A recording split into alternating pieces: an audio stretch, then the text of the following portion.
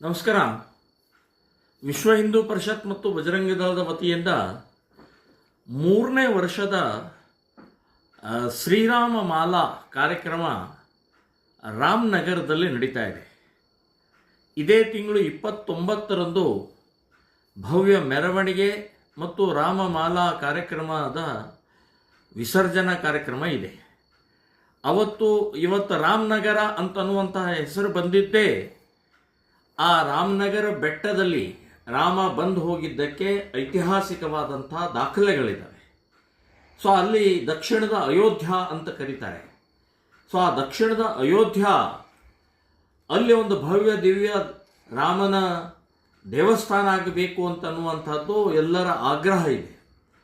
So ಆ ಆಗ್ರಹದ ನಿಮಿತ್ತವಾಗಿ ವಿಶ್ವ ಹಿಂದೂ ಪರಿಷತ್ ಬಜರಂಗ ದಳದ ವತಿಯಿಂದ ಸಾವಿರಾರು ಜನ ಯುವಕರು, ನಾಗರಿಕರು, ರಾಮ ಭಕ್ತರು ಇವತ್ತು ಮಾಲಾಧಾರಣೆ ಮಾಡಿ ಮೆರವಣಿಗೆ ಕಾರ್ಯಕ್ರಮದಲ್ಲಿ ಭಾಗವಹಿಸ್ತಾ ಇರುವಂಥದ್ದು ಅತ್ಯಂತ ಆನಂದದ ಸಂಗತಿ.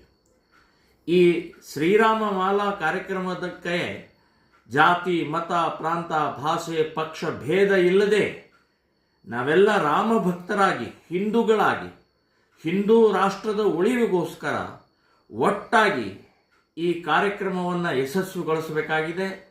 ಎಲ್ಲರೂ ಕೂಡ ರಾಮ ಮಾಲಾ ಧಾರಣೆ ಮಾಡಿ ಈ ಕಾರ್ಯಕ್ರಮ, ಮೆರವಣಿಗೆ ಮತ್ತು ಆ ಭವ್ಯ ದಿವ್ಯ ಮಂದಿರ ಆಗೋಗೋಸ್ಕರ, ಆಗ್ರಹ ಮಾಡೋಗೋಸ್ಕರ ಒಂದು ಶಕ್ತಿ ಪ್ರದರ್ಶನ ಆಗಬೇಕಾಗಿದೆ. ಸೊ ದಯವಿಟ್ಟು ಎಲ್ಲ ಹಿಂದೂಗಳು, ಇದರಲ್ಲಿ ಭಾಷೆ, ಇದರಲ್ಲಿ ಪಕ್ಷ, ಇದರಲ್ಲಿ ಜಾತಿ ಯಾವುದೂ ಬರಬಾರ್ದು.